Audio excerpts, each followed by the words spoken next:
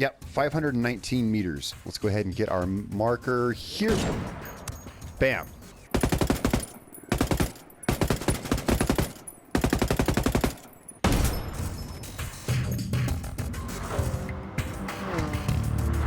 What's up guys, Darkdally here playing Ghost Recon Wildlands, and today I want to take a little look into how to range your sniper rifle. So that when you look down the scope, and once you've ranged your target, you know exactly which mildot to use. I'll show you my system for doing it, and this might just be helpful, and we might just do this with some other rifles, although today we're starting with the L115A3. I'm going to show you how to range it in at 250, 350, and 500 meters. That's usually the ranges I do. And from there, you can pretty much figure out where it's going to be between the mildots. All right, first we're going to come here. I always come here to Villa Verde City at the airport, and this is where I do the 250 and 350 ranges. And I'll show you how I do this. First, let's have a look at the rifle that we're using. You want to get the rifle, first thing, there's a couple of things you want to do first. You want to get the rifle set up the way you're going to be using it, because things like rangefinders and barrels are going to affect where your rifle hits at range. Now, no, you cannot zero your scope in this game. It's really a shame that you can't, but you can't. So we're going to have to just, that's what we're doing here. We're learning which mildot to use at which range. All right, so let's have a look at my L115A3. Now, I'm using the TARS 101, and if you've seen my video on the L115A3, I'll actually have a link for that at the end of the video as well as in the description of this video. If you've seen that video, then you know that you don't want to use the T5XI because it shoots really low on that scope, and it causes you to have to really aim high to hit anything. So we're using the TARS 101. And we're using long barrel. Okay, so this is we're going to get the most range we can out of our L115A3. Now, the other thing I want to mention is, here's what I do. Before I do this, I grab me an index card. I write the name of the rifle and the applicable parts at the top of that card. Like here, I'll write L115A3, I'll write long barrel. So I'll know that this is with the long barrel. Because barrels and rangefinders are going to affect your bullet drop. Sorry about that discharge, guys. My controller's messed up and it likes to hit the trigger button randomly, and it's not very tactical, is it? So I got an index card at the very top. I'm writing L115 long barrel. Then what I'll do is I'm going to draw a picture of, I'm going to draw this sight picture just roughly on the index card. Once I find out which mildot to use at which ranges, I'm just going to mark by those little mildots. This mildot is this range, this is this range, etc. All right, so let's get going here. Now, I always come to Villa Verde City first at the runway. Let me show you where I place my mark. First of all, you're going to want to, if you have any of your HUD up, you're going to want to stand over here. If you try to place a mark on the wall standing here, your marker is just going to lock to this, there's a rebel camp over there. So, or there's something over there your mark keeps locking onto, so you always want to stand off to the side. Let's get our binoculars out, and at least on the PlayStation, notice right there it says square beacon. That's what we want to do. We want to place a beacon. Now, I always put mine, I put it right in this crack between these first two top bricks. Push square, it places our beacon. Now, I'll tell you why I place it one brick down from the top. Now, I used to place it at the top. The reason I do that is so if I overshoot the marker, if I shoot over it, then, yeah, I can see where I hit. That's why I do that. All right, so first, let's go back to 250 meters. Now, a lot of this, it's going to start off as guesswork. It's going to start off as guesswork. You're going to be like, 250 meters, I think it might hit about here, you know, and then you adjust as needed. We're also going to test. Once we get these three basic ranges in, we're also going to go and test. There we go. There's our friend. I knew we had one somewhere. Okay. That guy likes to come down from that base sometimes. All right, so we have now dealt with the pesky guys up there at the base. Let's continue with this. Now, the first thing I'm going to do is I'm going to take the time and I'm going to go ahead and draw this crosshair, kind of, you know, draw my sight picture on my index card here so I'll know where I'm shooting from. All right, so we've got this basically, we got that basic thing drawn down here on my card. Now, unfortunately, where I shot down that chopper is... Okay, now here's what we want to do. We want to aim at the bottom of the target. Always aim at the bottom of the target. The reason for this is no matter what distance you are, that little target marker is the same size. So if you're shooting at the middle and you're farther away, you're actually going to be shooting higher because it's at longer range. It's going to be larger in relation to the background, if you follow me. So always aim at the bottom because the bottom is, when you place the mark, it centers the bottom of the mark where you placed it. If you, yeah, you get that. All right, so here's what we're going to do. So we're nice and centered in. Actually, here's one thing you're going to want to do first. I think I've shown this before in my videos. You're going to want to turn your aiming sensitivity way down. Just remember to turn it back up afterwards. Usually I run mine at 75%, but when I do sniper testing, turn it down to 15 or even 0. Just turn it all the way down. I run mine at 15 when I do sniper testing. It's going to make it much easier to hit your mark. Now we're at 250. Where do I think this rifle is going to drop to? I'm thinking right about here. This is my guess. Looks like I was right on. Let's go ahead and see. I put it right at the bottom of the crosshair. Let's see where that hits. Our goal is to hit right at the bottom. Oh, yeah.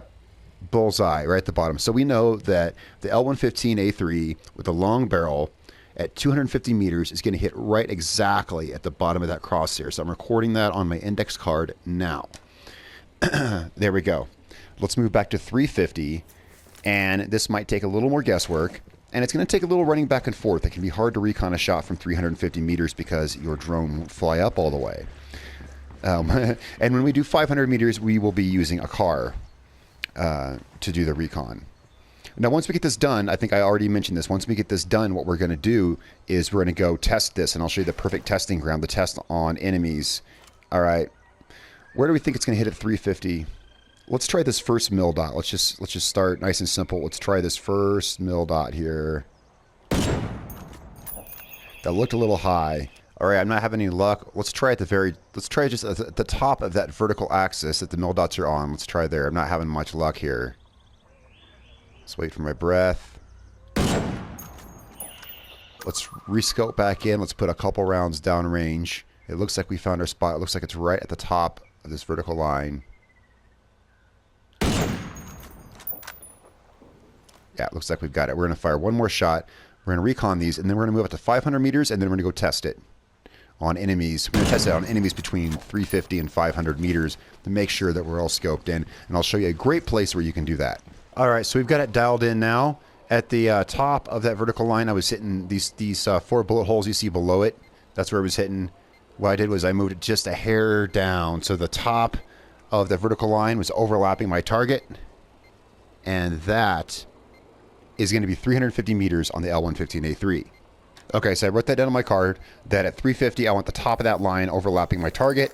So we've got it at 250, 350. Once we go 500, you can kind of guess in between there. 500 is going to be a little more of a climb down the scale. Let's go find it. I'll show you where we're going to go do this. What we're going to do is, there's a building right here in Nuevo Mundo that we can shoot from, and it's actually really convenient. So we're going to go to Inky Camina Charlie, and I'll show you exactly where we're shooting. And this is actually pretty easy. There's no enemies within like half a mile of this place. You can shoot to your heart's content. Now, we are going to be on a bit of an incline. Now, I should mention that when you're calculating bullet drop in this game, if you're higher than the target, you technically have to adjust for less bullet drop because your bullet is on a downward trajectory. Whereas if you're shooting up at a target, you generally have to adjust for more because you're firing, against the forces of gravity and it's pulling your bullet down.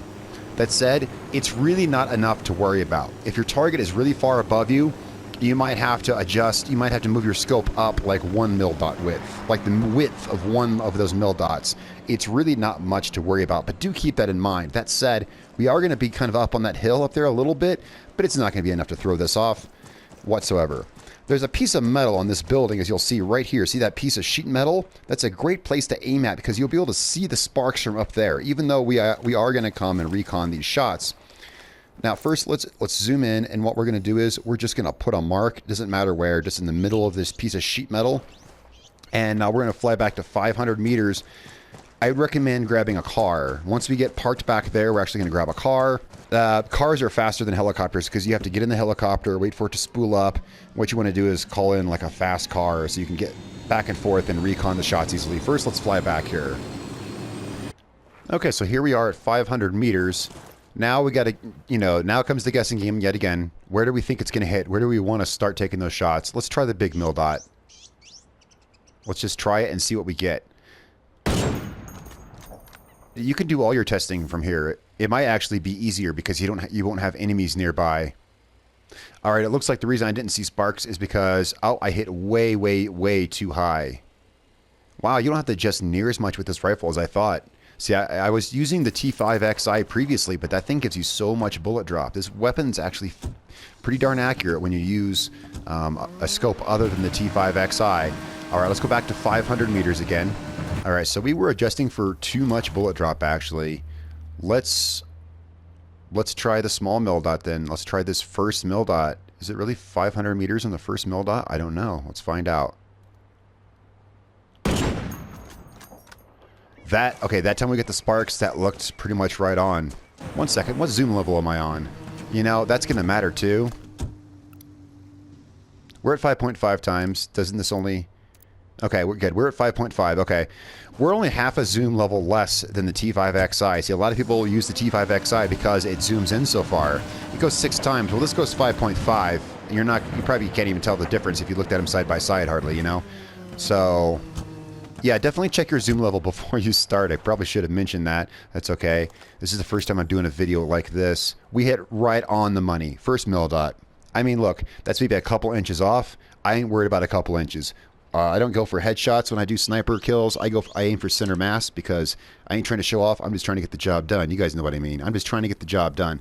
So we're going to put this right directly on the first mildot at 500. So with this rifle, we really never have to go past the first mildot, not unless you want to shoot something a kilometer away, and there's no situation where you're ever going to have to do that. All right, guys, that was incredibly easy to range.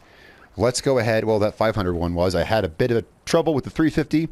So looking at this sight picture, we know the L115A3 at 250 meters, you're going to want to put the enemies, you're going to want to put the target directly at the bottom of that red crosshair. At 350, you're going to want to overlap the top of that vertical line on them. And at 500, that first mildot. That's really not much bullet drop to adjust for. Now let me show you where we're going to go test. Let's go test this out.